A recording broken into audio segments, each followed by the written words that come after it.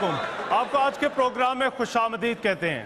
آج کا پروگرام ہم نشتر ہال پشاور سے آپ کے لیے لے کر آئے ہیں اور آج مجھے جو پروگرام میں بات کرنی ہے وہ فاٹا کے حوالے سے بات کرنی ہے. فاٹا کا جو علاقہ ہے یہ براہ راست وفاق کے انڈر آتا ہے. آرٹیکل 247 کے تحت ایک اسپیشل سٹیٹس حاصل ہے. جو آبادی ہے وہ اعداد و شمار ہمارے پاس ابھی جو ہیں وہ 4.5 ملین ہیں. 7 ایجنسیز ہیں. مگر حقیقت یہ ہے کہ یہ پاکستان کے ان علاقوں میں شامل ہے جو کہ پاکستان کے پسماندہ ترین علاقے ہیں. اس کے بعد دہشت گردی کے خلاف جو ہماری لڑائی جو اس پورے ملک نے لڑی اس کی شاید سب سے بھاری قیمت فاٹا نے چکائی ہے اور فاٹا کے عوام نے چکائی ہے. یہاں پر جو قانون ہے وہ نہیں ہے جو کہ پاکستان کے باقی علاقوں میں ہے. ان علاقوں کے حوالے سے ہمیشہ بات ہوتی رہی. ہماری سیاسی جماعتیں جب بھی آتی ہیں اس حوالے سے بات کرتی ہیں, مگر یہ جو باتیں ہیں وہ صرف ان کے انتخابی منشوروں تک, ان کے دعووں تک رہتے ہیں. جب چارٹر آف ڈیموکریسی جب 2006 میں ہوا تو اس میں بھی شامل تھا کہ فاٹا میں اصلاحات لائی جائیں گی. 2013 کے انتخابات جب ہوئے تو تب تمام جماعتوں نے اپنے منشور میں کہا کہ فاٹا میں اصلاحات لائی جائیں گی. اس کے بعد نیشنل ایکشن پلان بنا تو اس میں بھی فاٹا کا ذکر تھا, مگر اس پر کام عمل درآمد جو تھا وہ نہیں ہوا. مگر بالآخر پھر ہم نے دیکھا کہ حالیہ دنوں میں سرتاج عزیز صاحب کی سربراہی میں ایک کمیٹی قائم کی گئی اور جس کا کام یہ تھا کہ وہ فاٹا کے لیے اصلاحات لے کر آئے اور انہوں نے کچھ سفارشات تیار کیا. وہ سفارشات یہ تھیں کہ فاٹا کو خیبر پختونخوا میں شامل کیا جائے, پھر ایف سی آر کو یہاں پر ختم کیا جائے, نیا رواج ایکٹ جو ہے وہ یہاں پر لے کر آیا جائے. مگر ہم نے دیکھا کہ ان سفارشات کے آنے کے بعد پھر یہ سفارشات بھی جو ہے وہ متنازع ہو گئی. اب سوال جو بنیادی ہے وہ فاٹا کے حوالے سے وہ فاٹا کی حیثیت کا ہے اور اس حوالے سے 3 تجاویز جو تھیں وہ سامنے تھیں. ایک تو یہ تھی کہ فاٹا کو خیبر پختونخوا میں شامل کر دیا جائے. دوسری جو ان تمام حوالوں سے مختلف حلقوں سے تجویز دی گئی وہ یہ کہ فاٹا کو الگ سے صوبہ بنایا جائے. اور تیسری یہ تھی کہ فاٹا جس طرح سے ہے اسی طرح سے رہے مگر اس میں اصلاحات لے کر آئی جائے. آج کے پروگرام میں ہمارے ساتھ ایک بڑی زبردست آڈینس جو ہے وہ موجود ہے اور ہمارے پاس ایک بڑا زبردست پینل جو ہے وہ ہمارے ساتھ آج پروگرام میں شرکت کر رہا ہے. سٹیک ہولڈرز بہت سارے ہیں اس معاملے کے, بہت ساری سیاسی جماعتیں ہیں جو اس معاملے پر اپنی اپنی رائے کا اظہار کری, مگر ہم نے کوشش کی ہے کہ ان میں سے کچھ کو آج اس پلیٹ فارم پر اکٹھا کر کے کم از کم اس معاملے پر گفتگو کا تو آغاز کیا جائے کہ فاٹا کے حوالے سے کیا ہونا چاہیے. آج کے پروگرام میں ہمارے ساتھ کچھ فاٹا کے لوگ بھی شامل ہیں, پینل میں بھی اور آڈینس میں بھی, اور اسی طرح خیبر پختونخوا جو کہ اس معاملے کا بہت بڑا سٹیک ہولڈر ہے اس کے بھی جو لوگ ہیں وہ بھی ہمارے ساتھ پینل میں بھی شامل ہیں, آڈینس میں بھی شامل ہیں.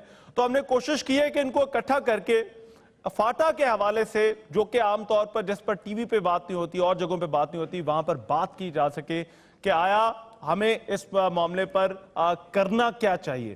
تو سب سے پہلے جو ہمارا جو پینل ہے میں ان کا تعارف کرا دوں. میرے ساتھ موجود ہیں شوکت یوسفزئی صاحب, پاکستان تحریک انصاف سے ان کا تعلق ہے. خیبر پختونخوا میں حکومت ہے پاکستان تحریک انصاف کی, ایک بہت بڑی سٹیک ہولڈر ہے. شوکت صاحب سے ہم صوبائی حکومت کے اس حوالے سے موقف پر بات کریں گے. تھینک یو سو مچ. ان کے ساتھ موجود ہے اجمل وزیر خان صاحب, فاٹا سے ان کا تعلق ہے, مختلف کمیٹیوں کے رکن رہے ہیں جو فاٹا کے حوالے سے بنی ہیں. مسلم نقاف سے ان کا تعلق ہے مگر فاٹا کی ایک بڑی اہم سیاسی آواز ہے.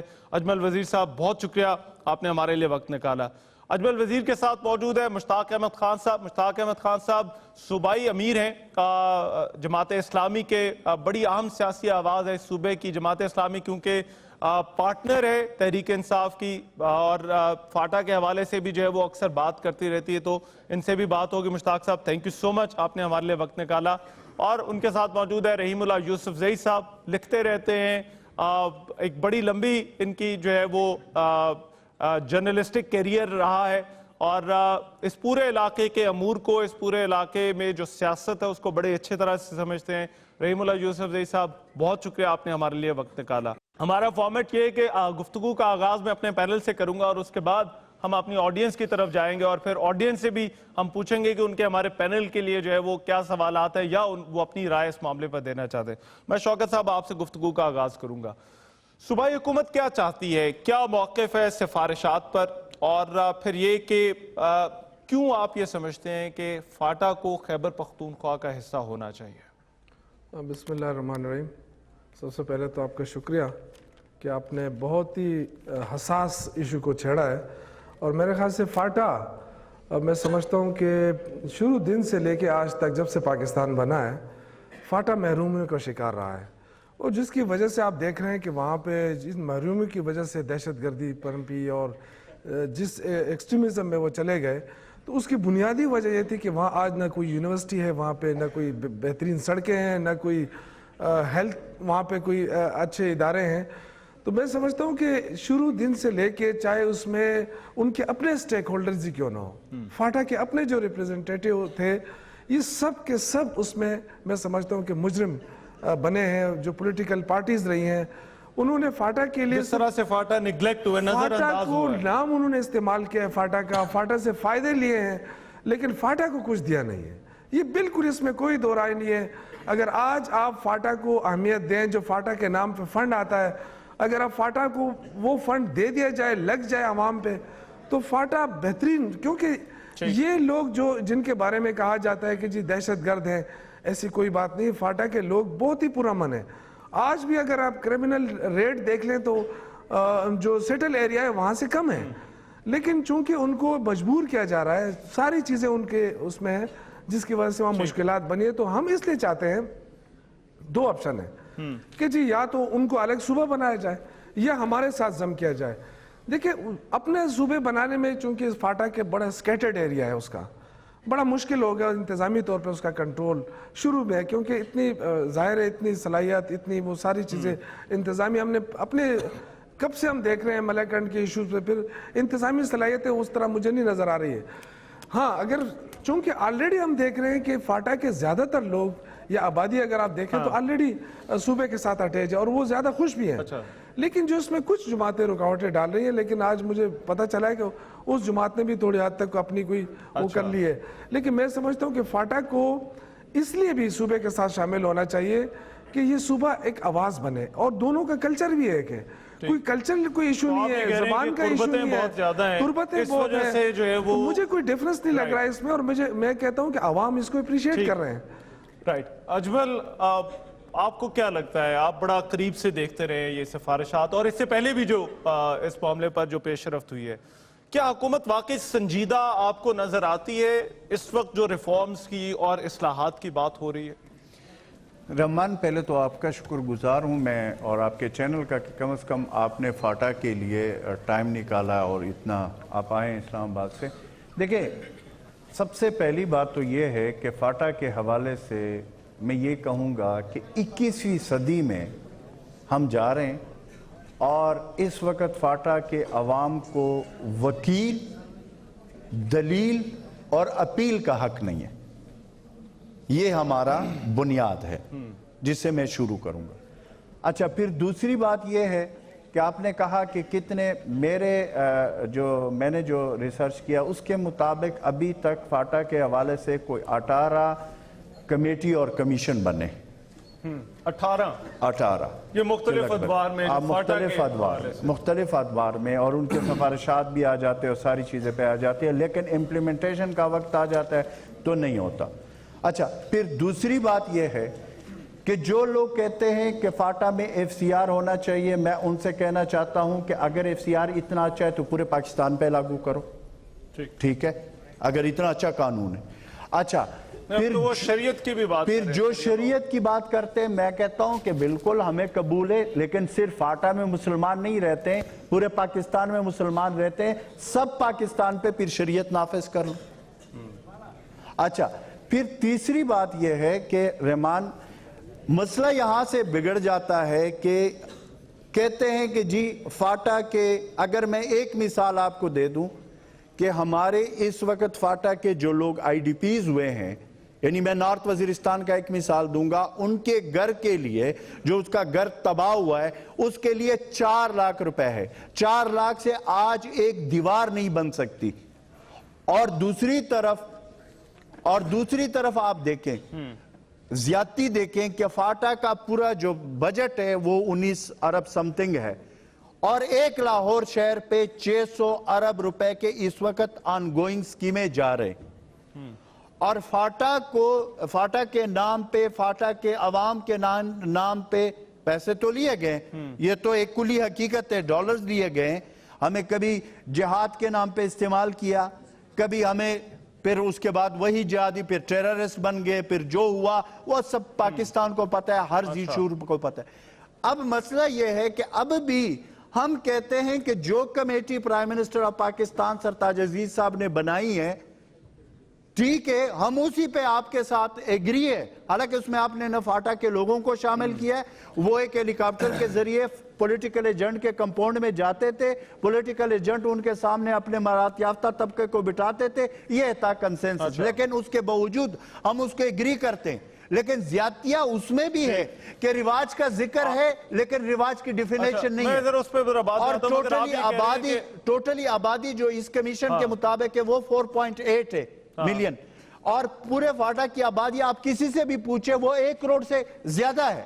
تو اگر آپ اس تناسب سے دیکھتے ہیں تو ایک ہمارے نارتھ وزیرستان سے 10 لاکھ سے تو زیادہ آئی ڈی پیز بنے, یہ تو ایک ساؤتھ اور نارتھ وزیرستان کی آبادی. مگر آپ یہ کہہ رہے ہیں کہ فاٹا کے عوام کو نظر انداز کیا, اگر ان کی آواز اس میں جتنی شامل ہو وہ اتنا بہتر ہے. چلے مجھے یہاں پر ایک بریک لینی, لوگ ہمارے ساتھ موجود ہیں اور فاٹا کے لوگ بھی ساتھ ہمارے موجود ہیں. اس بریک کے بعد واپس آ رہے ہیں پشاور کے نشتر ہال سے, ہمارے پروگرام اس بریک کے بعد جاری رہے گا.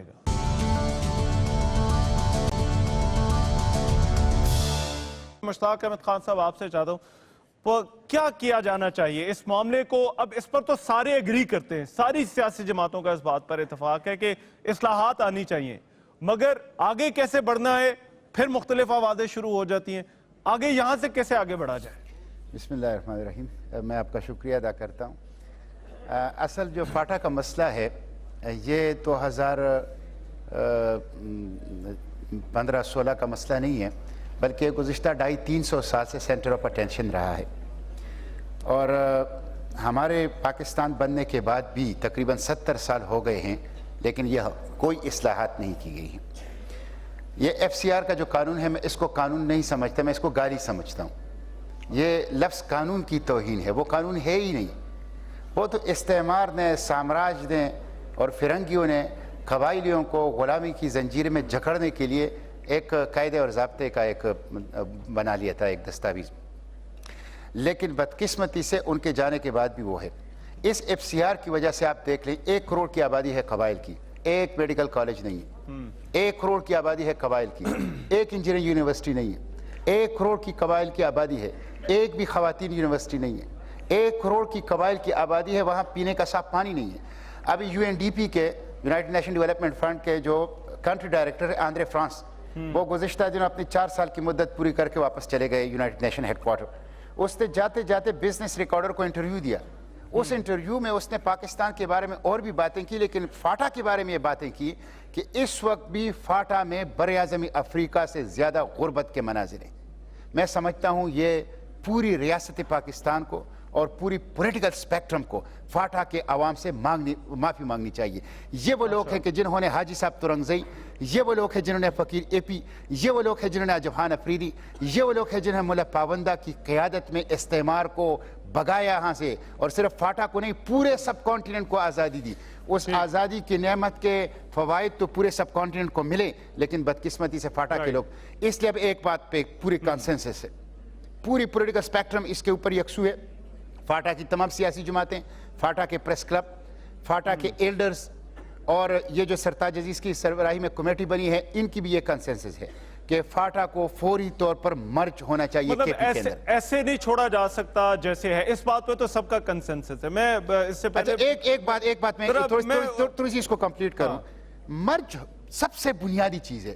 اس کے بعد فاٹا کا اختیار فاٹا کے عوام کا ہے, وہاں کے منتخب نمائندوں کا ہے. آپ یہ کہہ رہے ہیں پہلی بنیادی شرط اگر یہاں پر چیزوں کو بدلنا ہے نگرانی میں ان کی سرپرستی تو ہونا چاہیے. وہ مرجر ہوگا, ضم کرنا ہوگا KPK میں.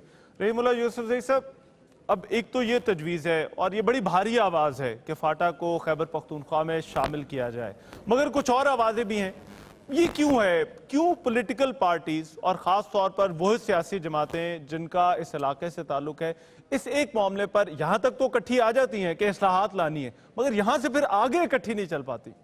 دیکھیں, اصلاحات کے اوپر تو بالکل اتفاق رائے ہے کہ اصلاحات ہونے چاہیے. اصلاحات پہلے نہیں ہوئی, یہ بڑی زیادتی ہوئی. ابھی اصلاحات ضرور ہونے چاہیے. پچھلے 70 سال میں صرف 2 اصلاحات ہوئی ہیں. 1997 में कबायली अवाम को वोट का हक दिया गया और 2011 में फिर 2 इस्लाहात हुई FCR में, और सियासी पार्टियों को काम करने के लिए परमिशन दी गई, कानून बनाया गया। उसके बाद तो कोई इस्लाहात नहीं हुई, और हत्ता कि जो वहाँ तरक्याती काम है वो ना होने के बराबर है।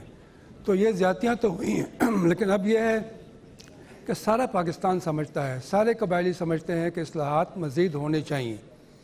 इसके ऊपर भी तकरीबन मैं कहूँगा इत्तेफाक राय है कि FCR को ख़त्म होना चाहिए। अच्छा, FCR कोई ऐसा कानून नहीं है जिसको रखा जाए, और इसलिए वो रिवाज एक्ट की बात हुई है, और बाकी ये है कि सुप्रीम कोर्ट, हाई कोर्ट की रसाई होनी चाहिए फाटा में।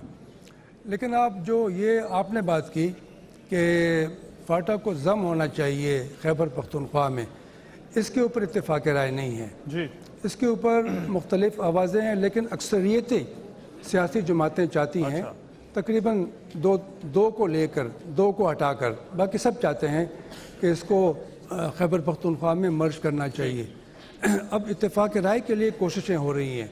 जो 2 जमातें मुखालफत कर रही हैं वो पाकिस्तान मुस्लिम लीग नवाज़ की और वज़ीर आज़म नवाज़ शरीफ की इत्तेहादी हैं, हलीफ जमातें हैं उनकी। हलीफ जमातें हैं। तो ये उनका काम है, क्योंकि रिपोर्ट भी इस हुकूमत ने दी है, नवाज़ शरीफ हुकूमत ने दी है, और वही इस्लाहात लाना चाह रहे हैं। कमेटी भी उन्हीं की थी, उन्हीं के लोग थे। तो अब ये उनका फ़र्ज़ बनता है कि ये JUIF और पख्तूनख्वा मैप को राज़ी करें। तो बुनियादी जिम्मेदारी आप ये समझ रहे हैं कि वो हुकूमत की बनती है। चले, मुझे यहाँ पर एक ब्रेक लेनी है, और ब्रेक के बाद मैं चाहूँगा जो अब हमारी जो ऑडियंस है, जो यहाँ पर लोग हमारे साथ मौजूद हैं और फाटा के लोग भी साथ हमारे मौजूद हैं, उनसे हम जाने कि वो इस मामले पर क्या कहते हैं, और वो उनका अगर हमारे पैनल के लिए कोई सवाल है तो वो भी हम उनसे पूछेंगे। इस ब्रेक के बाद वापस आ रहे हैं पेशावर के निश्तर हॉल से। हमारे प्रोग्राम इस ब्रेक के बाद जारी रहेगा।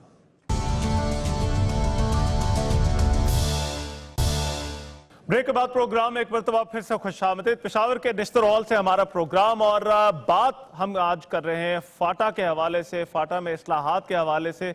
और ब्रेक पर जाने से पहले पैनल की तो हमने बात सुनी, अब मैं चाहता हूं जरा हमारी जो ऑडियंस यहाँ पर मौजूद है उनसे हम बात करें और उनसे हम पूछें कि वो इस मामले पर क्या कहते हैं। जी, आप।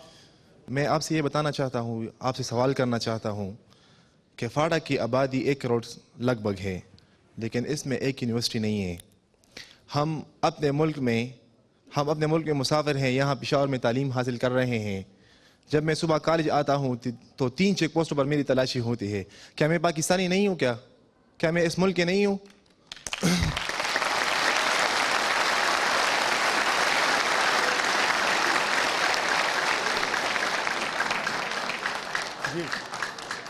हमारे MBA साहब ने बहुत खूब कहा कि वहाँ दहशतगर्दी की वजह से ना यूनिवर्सिटी बनी है ना कॉलेज बने हैं। तो मैं आपको ये बताना चाहता हूँ कि ये दहशतगर्द कहाँ से आए? ये तो हुकूमत ने खुद बनाए हैं। वो लोग तंग कर अपने आप से खुद दहशतगर्द खुद बनाते हैं। यहाँ बहुत तंग करने की वजह से वो खुद दहशतगर्द बनकर वहाँ बंदूक उठाने पर मजबूर हो गए हैं। तो मैं आपसे ये रिक्वेस्ट करना चाहता हूँ कि वहाँ के तालीम और नौजवानों की ज़िंदगी तबाह करने पर बहस करें और उस पर नज़र डालें। Thank you sir. मैं शौकत यूसुफ साहब,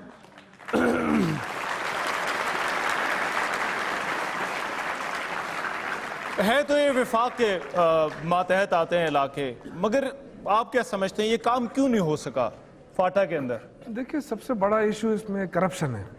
यहाँ पे जो भी गवर्नर बनता है ना, और गवर्नर के बाद जब वहाँ पे पॉलिटिकल एजेंट तैनात होते हैं तो उसमें करप्शन का बहुत बड़ा फैक्टर है।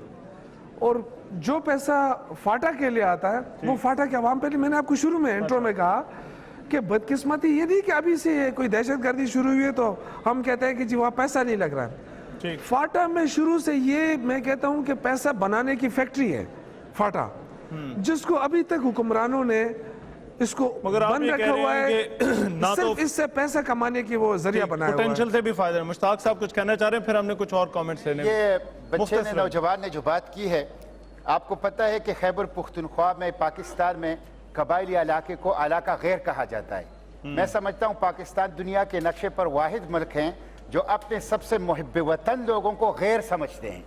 ये बड़ी अफसोस की बात है। इलाका, अच्छा फिर आप ये देखें, करप्शन की बात शौकत साहब ने की। मैं गुज़िश्ता दिन एक टीवी प्रोग्राम में ब्रिगेडियर साहब के साथ सेक्रेटरी सिक्योरिटी फाटा जो रह चुके हैं, ब्रिगेडियर महमूद शाह साहब, उन्होंने कहा रिकॉर्ड पे है कि माहाना 1 अरब रुपए की आमदन है मुख्तलिफ किस्म के पॉलिटिकल पार्टीज और ब्यूरोक्रेसी को यहाँ से 1 अरब, तो उसने बताए पता नहीं कितने अरब माहाना की सियासी जमातें भी यहाँ से कमाई कर रहे हैं, यहाँ से बाकी लोग भी कमाई कर रहे हैं, मगर जो फाटा के लोगों को कुछ नहीं मिल रहा। यानी जो हुकूमत में होती है, ये उन्होंने कहा।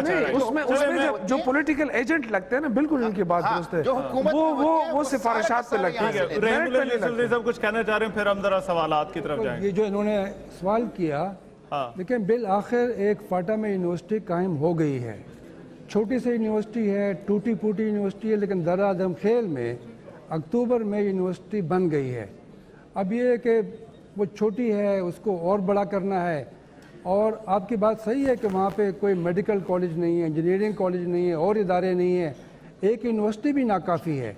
तो ये लेकिन आप कम से कम रिकॉर्ड के लिए एक यूनिवर्सिटी है इस वक्त दर आदम खेल में। ठीक है जी, अभी और एक थोड़ी सी करूँ, मेरे बुजुर्ग हैं रहीमुल्लाह सब्ज़ई साहब, एक यूनिवर्सिटी की गवर्नर ने इफ्तिताह किया है जिसमें 4 डिपार्टमेंट्स है और 76 तलबा है। अच्छा, ठीक है, चले छोटी सी यूनिवर्सिटी है जी। अब 1 मिनट जरा सवालात की तरफ वापस चले थे जी। जी बिस्मिल्लाहिर्रहमानिर्रहीम। मेरा सवाल भी पाटा के हवाले से है, चूंकि मेरा अपना ताल्लुक भी पाटा से है। तो मेरा सवाल ये है कि पाकिस्तान जो बना था उसका नाम था कि इस्लामी जमहूरियत पाकिस्तान। ये जमहूरी मुल्क भी होगा, फलाही रियासत भी होगा, लेकिन मेरा सवाल ये है पूरे पैनल से, क्या हमारे 1 करोड़ की आबादी के लिए कोई जमहूरियत है? क्योंकि आप लोगों ने आर्टिकल 247 नाफिज किया है। हमारे नुमाइंदे तो वहाँ जाते हैं, सेनेट में भी जाते हैं, कौमी असम्बली में भी जाते हैं, लेकिन हमारे लिए कोई वो आवाज़ उठा नहीं सकते, हमारे लिए कोई कानून नहीं बना सकती। क्या ये पाकिस्तान के लिए जमहूरियत है? क्या ये फलाही रियासत का तस्वर है? अच्छा, मैं अजमल मैं चाहूंगा आप इसका जवाब दें कि ये जो सेनेटर्स जाते हैं ये फाटा पे कानून साजी नहीं कर सकते और नेशनल असेंबली जो है वो कानून साजी, तो फिर इनको भिजवाने का क्या फायदा क्या है? फिर ये क्यों जाते हैं सेनेट में और असेंबली के अंदर? देखिए, मेरे भाई ने अभी बात की है, मसला क्या है? मसला ये कि ये जिस आइन की आप बात कर रहे हैं, आर्टिकल 247 का क्लॉज 3 है, जिसमें ये क्लियर कट लिखा हुआ है कि ये पार्लियामेंट फाटा के हवाले से कोई कानून साजी नहीं कर सकता। यही आप कहना चाह रहे हैं? बात ये है कि ये हम सबको पता है, लेकिन ये हमारे पार्लियामेंटेरियन को पता नहीं है। वो जो बल के हिसाब से अपना सौदा करते हैं और आप लोग वोट देकर इधर भेजते हैं और फिर सौदा करके हर हुकूमत के साथ ये आगे आगे बैठे होते, फेडरल मिनिस्टर ये बनते हैं, इनके काम तो सारे होते हैं। तो ये तो हमें उनसे पूछना चाहिए पहले कि भाई साहब, हमने आपको वोट दिया है और वहां पे भेजा है, जब आप अपने लिए कानून साजी नहीं कर सकते तो आप मेरे लिए क्या करोगे? तो हकीकत तो ये है कि वो मुनीर नियाजी का एक शेर है, आप सारे माशाल्लाह लिखे पढ़े लोग हैं कि कुछ तो शेर दे लोग भी जालिम सन ते कुछ सानू ही मरण दा शौक सी। जो हकीकत है वो हमें भी मानना चाहिए कि हम भी ये आज जितने भी हम मसाइल फेस कर रहे हैं और जो डिस्कशन यहाँ पे हो रहे, इसमें हम भी बराबर के गुनाहगार हैं। हमने भी वो काम नहीं किए जो हमें करने चाहिए। मगर बुनियादी जिम्मेदारी जो कम से कम फाटा के हवाले से आवाज उठा सकते थे, वो ये सेनेटर और ये मेंबरान असेंबली उठा तो सकते थे ना? नहीं, इस्लाहात के हवाले से तो कम बात कर सकते थे ना? मेरी बात सुने, वो मेरी बात कम से कम ये तो बात करें। उनका मैं आपको बता दूं रहमान, वो क्यों उठाए? वो इसलिए नहीं उठाते हैं कि वो जब वहां पे पहुंच जाते हैं वो ग्रुप बन जाते हैं, फिर उन्होंने ये फर्स्ट प्रायोरिटी होती है कि किसी ने अपने रिश्तेदार को सेनेटर बनाना है, किसी ने अपने भाई को बनाना है, और बना भी लेते हैं 2-2 का ग्रुप, 6-6 का ग्रुप, और ये सबको पता है। तो भाई बात यह है कि वो भी तो एक एलीट क्लब है, जैसे पाकिस्तान का एलीट क्लब है। तो ये गरीब तो चाहे वो जिधर का भी हो, गरीब गरीब है, और वो फाटा का गरीब है, वो भी गरीब है। तो ये एलीट क्लब है। फाटा का हमारा जो एलीट क्लब है वो अपने मफादात के लिए, अपने प्रोटोकॉल के लिए, अपने ऊपर। तो आपके सामने आज मुझे बताएं, आपने कितने पार्लियामेंटेरियन को फोन किया? आया कोई यहाँ पे? बिल्कुल, ये मेरा ख्याल है क्यों नहीं आया? मुझे बताएं। ये जवाबदेह उसको होना चाहिए, लेकिन वो आपको जवाबदेह नहीं समझते, सिर्फ और सिर्फ बातों की हद तक बातें करते, پریکٹیکلی وہاں پہ جب بات ہوتی ہے اسمبلی میں ہوتی ہے یا وزیراعظم کے سامنے ہوتی ہے پھر وہ بات نہیں کرتے, پھر ان کے وہ ذاتی مفادات ہوتے. اگر وہ کرتے تو آج ہمیں یہ دن نہ دیکھنے پڑتے.